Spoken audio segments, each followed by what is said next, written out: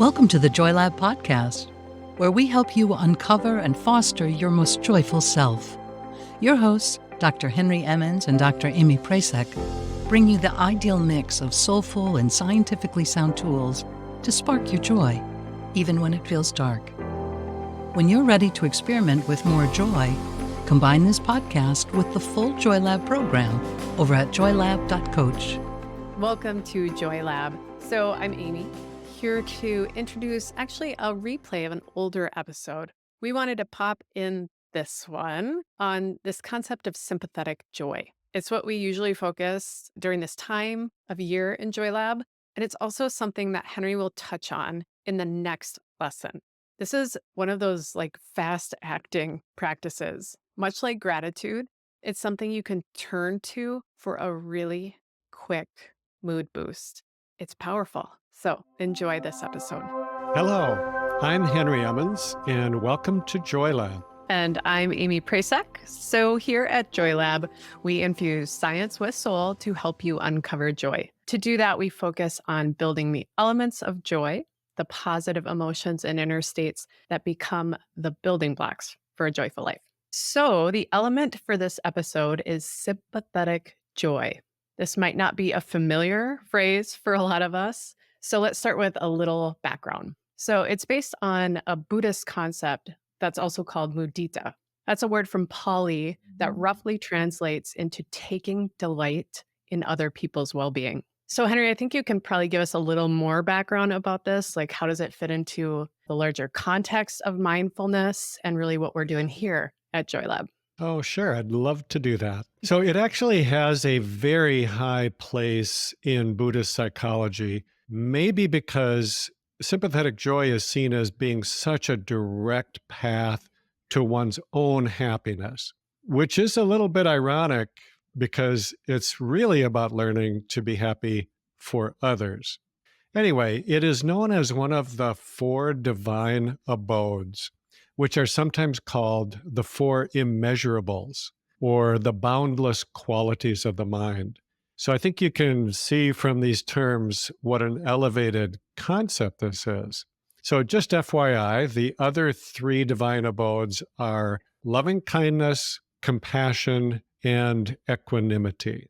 Yeah, I think it's interesting that translations of this concept include words like immeasurable and boundless, and also home or dwelling. So it makes me think of this grounded, familiar place within ourselves, that home that is also infinite and mysterious and always nourishing. It's a place I like to hang out in. So I think it's also interesting that as we set out to plan the Joy Lab program, we didn't consciously try to include the four divine abodes, yet they all showed up as four of our 12 elements of joy. So I think we might be onto something. Yeah, I think we're in very good company here. So Yeah. I think of these four as being the very highest qualities of what I call a good heart, or you might say an awakened heart. And they fit so closely with our entire premise at Joy Lab because these are positive qualities that can be cultivated. So we've talked before about neuroplasticity and how the brain is capable of change no matter how old we are. So we are always creating new pathways in the brain, whether we know it or not. Some of them are helpful, some are probably harmful. And these four would be at the very top of the list of the good pathways, the helpful ones that can not only serve as antidotes for unhappiness, but they can also make us better and happier people. It seems like also such a natural follow-up to gratitude, which was our previous element, because they are both so relational and they bring people together. And sympathetic joy feels like it takes gratitude to sort of the next level, like gratitude on steroids or something. It reminds me that we are all in this together. And in addition to sharing things, we can even share in each other's joy. So on its face, that seems like super obvious. Yeah, let's celebrate together. We all win then. But there are a lot of surprising obstacles to this element. These thoughts like to float in. Like, why should I celebrate your wins when you haven't celebrated mine? Or I should have gotten that job or that fiance. Now what's left for me? Yes, I agree. We'll get into what makes this so hard a little bit later, but let's first say a little bit more about what makes this so good. I often think that the single greatest obstacle to joy is the belief, which we pretty much all buy into, that we are separate, isolated beings. But if you really buy into sympathetic joy, it shatters that belief by saying, no, we are not so separate from one another. In fact, we are so intimately connected that your suffering is my suffering and your joy is my joy. Or, as it says in 1 Corinthians, if one part suffers, every part suffers with it. If one part is honored, every part rejoices with it. So if we practice it, finding joy in the well-being of others will help us feel connected with them. And in a way, it is also just incredibly practical. To paraphrase the Dalai Lama, why rely just on your own good fortune? If there are 8 billion people in the world and you can be happy for their good fortune, then you have just increased your chances of being happy by 8 billion times. Yeah, 8 billion simple ways to boost joy. I love that. So, the funny thing about this, though, with these sort of 8 billion opportunities, is that there is actually a surprisingly tiny amount of research on the impacts or on the concept of sympathetic joy. Of course, I do still want to talk about a little bit of research. And maybe it's still my pandemic brain talking, but I want to expand on this idea of a global potential for joy and sort of the viral nature of emotions. So, this phenomenon is often called emotional contagion. And that term and the pioneering work on this comes from Dr. Elaine Hatfield. And the idea is that we unconsciously mimic and synchronize with those around us, kind of getting after this idea that we're isolated beings, that myth. We're going to bust it here. So, there are two things I want to highlight about this concept that I think really tie into sympathetic joy. The first is that our mental and physical states are impacted by the emotions and states of those around us, meaning we are interconnected creatures. And two, we need to have awareness and be able to navigate that interconnectedness so that we're not constantly surprised by it or overwhelmed by it. Okay, so let's quickly dig in. There's an aspect of emotional contagion that Dr. Hatfield cites, which is called mimicry, or more specifically, we'll talk about some motor mimicry. This term describes how humans and some other species tend to mirror the facial expressions, the vocal sounds, and postures of others near them. And I like to think about things like yawning, laughing, crying. When we see someone else do any of these things, we are way more likely to do them too, and almost feel like we can't control it. Like, who hasn't been kicked out of class for laughing too much? Henry, have you been kicked out of class for laughing too much? I'm not telling. I had an issue with this. But now going a bit deeper, imagine for a moment when your partner or someone else to you, or someone else close to you is in a bad mood. So how does that make you feel? Very likely it puts you into a worse mood as well. So this phenomenon is something scientists call neural resonance, or even better, love this, brain to brain coupling. Sounds so sci-fi, right? But it's actually not.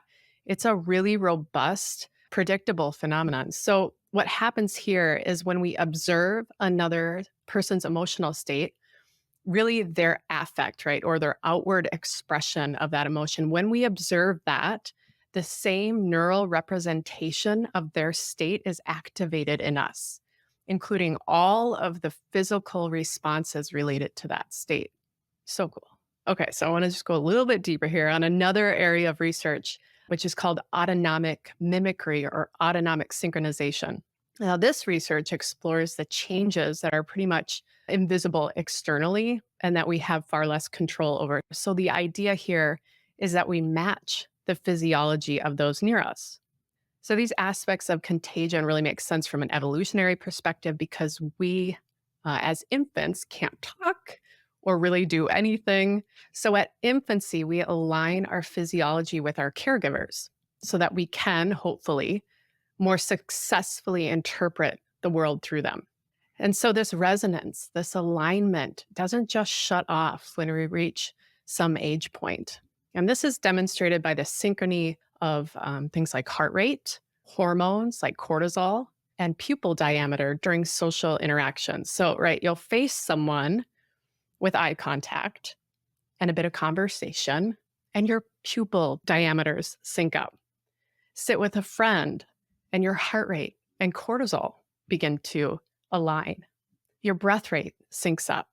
So we actually align these autonomic functions with those around us, generally those who we feel closer to. All right, I should wrap this up. Clearly, we are not isolated beings, and we have 8 billion folks milling all around with billions of viral emotions. So acknowledging this, we need to have continued awareness and strategies to take that on daily, because this alignment isn't just toward the positive. In fact, a lot of research on emotional contagion finds that the emotions that we might call more negative seem to be more contagious.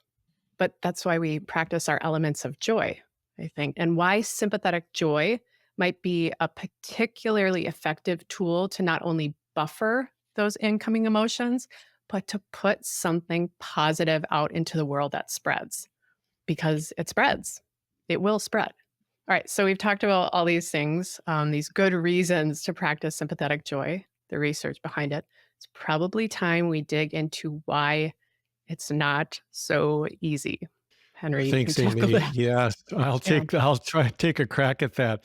You know, that whole concept of emotional contagion, I just think is so powerful and so apparent when we look Yeah. at, how things flow through our world these days. Well, as we said earlier, this idea of finding joy in other people's success or good fortune isn't actually so easy to do. Now, sometimes it probably is easy. Like for me, when my sons were little and they just delighted in toddling around the house, it's pretty hard not to take joy in that. Or when they got older and they fell in love and they were so happy, again, who can't be joyful for that? Or like when I've just received some really great news, I don't want to keep it to myself. I want to call someone and share it with them. Somebody who I know is going to share my joy, which will make me feel even happier. But let's be honest, it's a little different when somebody else appears to be having the kind of success that we want, but we're not having. Or when you go on social media and it looks like everybody is having so much fun and they look so happy, but you're just not feeling it. And we hear a lot these days, at least in the mental health world, about how that very thing appears to be fueling a rise in stress and depression, particularly among young people and children. It's almost as if we're caught in the opposite of sympathetic joy, where we are seeing somebody else being happy or successful, and then it actually makes us feel worse. Right. Yeah, take some time on social media for a taste of that. I can't remember who said it as it relates to like scrolling on social media, but we feel our feed. There's that emotional contagion, right? And rarely does it make us feel more joyful, at least on social media. So, but before social media, there was advertising or even watching people in films or TV who are good at acting happy. So it's not a new problem, right?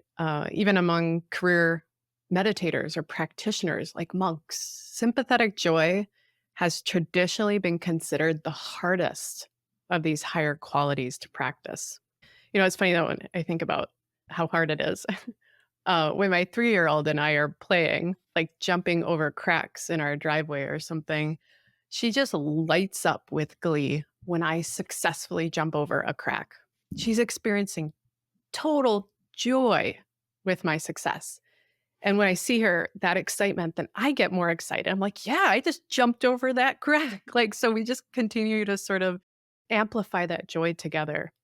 But, as we sort of go along with life. And after many years of adulting, it just doesn't feel so natural. So I think we can look more at why this is hard from two perspectives: cognitive science and spiritual teaching. So, Henry, why don't you start us off by looking at those cognitive roadblocks? Sure. So there are two well-known errors or cognitive distortions that come into play here. And in this instance, they're referred to as fallacies. So the first is the fallacy of fairness, and the second is the fallacy of scarcity. Now, it's interesting that both of these distortions are built on the error that we mentioned earlier, which I think is possibly the biggest fallacy of all: this belief that we are fundamentally separate from one another. Now, it's easy to see why fairness is so lodged into our thinking. I think we've been taught about this since we were little kids, at least kindergarten, maybe preschool, and it's really pretty central to our Western and democratic ideals. But the mind loves to take these universal ideas and give them just a little twist. Like, hey, why didn't I get what they have? I deserve that promotion more than he did. Or I work so hard at taking care of myself. Why did I still get sick? It's not fair. So the evil twin, so to speak, to fairness is scarcity, the belief that the good stuff that we all want is limited. So if somebody else gets it, there's not enough left for me. In a world of scarcity, there just have to be winners and losers. And while it might be okay if somebody close to me wins, I might not be so happy when it's somebody I don't know, or even worse, somebody that I really don't like. The Buddhist literature calls these obstacles the near enemies and the far enemies of joy. I really like that poetic language. The far enemies are the more obvious, in this case, feeling envy or jealousy, which both arise pretty naturally from our constant competitive comparing ourselves to others. The near enemy is trickier because it's some form of deception. And it can really be subtle because we're pretending to be something that we're not, and we don't even realize it usually. So, for example, this is I think, a pretty relatable example. Think about watching some kind of a televised award ceremony. And, the cameras love to scan the row of people who just did not get the award. And sometimes you can see the strain on their faces as they try really hard to look happy for the winner. And remember, these are the best actors in the world. So believe me, I am not throwing anybody under the bus here, because we can all relate to that, can't we? So like we said, this is hard. And it might be because it goes to the very heart of our real problem. And here's a quote from a Taoist philosopher called Wei Wu Wei. This is a quote, by the way, that I find sort of hard to understand, to get my mind around, but I think it's really profound. So here it is. Why are you unhappy? Because 99.9% of everything you think and of everything you do is for yourself, and there isn't one. Now, like I said, it's hard for us to get our minds around the idea that there isn't really a me or a personal separate self from you. That's why we need a practice like this, some kind of a heart practice, because it bypasses the limitations of our thinking minds. So what we're really talking about is to realize at a deep level how interconnected we all are. We might agree with that at an intellectual level, but I think we really have to have models of genuine connection in order to make it more real. So, Aimee, will you give us an idea of what a world like that might actually look like? Yeah, there's actually a poem by Naomi Shihab Nye, which gives us like a vision, I think, of this possibility. It's called Wandering Around an Albuquerque Airport Terminal. So I'm going to read it. After learning my flight was detained 4 hours, I heard the announcement. If anyone in the vicinity of Gate 4A understands any Arabic, please come to the gate immediately. Well, one pauses these days. Gate 4A was my own gate. I went there. An older woman in full traditional Palestinian dress, just like my grandma wore, was crumpled to the floor, wailing loudly. Help, said the flight service person. Talk to her. What is her problem? We told her the flight was going to be 4 hours late, and she did this. I put my arm around her and spoke to her haltingly. The minute she heard any words she knew, however poorly used, she stopped crying. She thought our flight had been canceled entirely. She needed to be in El Paso for some major medical treatment the following day. I said, no, we're fine. You'll get there, just late. Who is picking you up? Let's call him and tell him. We called her son and spoke with him in English. I told him I would stay with his mother till we got on the plane and would ride next to her, Southwest. She talked to him. Then we called her other sons just for the fun of it.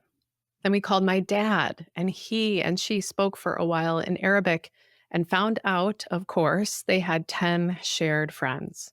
Then I thought, just for the heck of it, why not call some Palestinian poets I know and let them chat with her?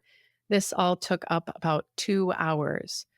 She was laughing a lot by then, telling about her life, answering questions. She had pulled a sack of homemade mamul cookies, little powdered sugar crumbly mounds stuffed with dates and nuts, out of her bag, and was offering them to all the women at the gate. To my amazement, not a single woman declined one. It was like a sacrament. The traveler from Argentina, the traveler from California, the lovely woman from Laredo, we were all covered with the same powdered sugar and smiling. There is no better cookie. And then the airline broke out free apple juice from huge coolers, and 2 little girls from our flight ran around serving it. They were covered with powdered sugar too. And I noticed my new best friend, by now we were holding hands, had a potted plant poking out of her bag, some medicinal thing with green furry leaves, such an old country traveling tradition. Always carry a plant. Always stay rooted to somewhere. And I looked around that gate of late and weary ones and thought, this is the world I want to live in. The shared world. Not a single person in this gate, once the crying of confusion stopped, has seemed apprehensive about any other person. They took the cookies. I wanted to hug all those other women too. This can still happen anywhere. Not everything is lost. Not everything is lost. Even though more and more we do seem to be living in a world of disconnection, of us versus them, some form of tribalism. Is that really the world we want to live in? Or is it the shared world? Thank you so much for listening to this Joy Lab podcast. We hope you'll also join us in the Joy Lab program, where we develop the skills you need to live the elements of joy and to create your own thriving and connected life.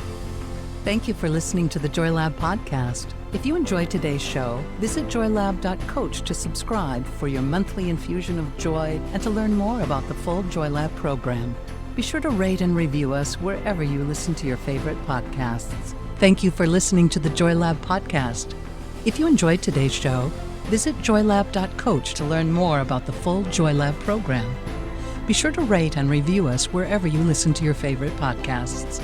Please remember that this content is for informational and educational purposes only. It is not intended to provide medical advice and is not a replacement for advice and treatment from a medical professional.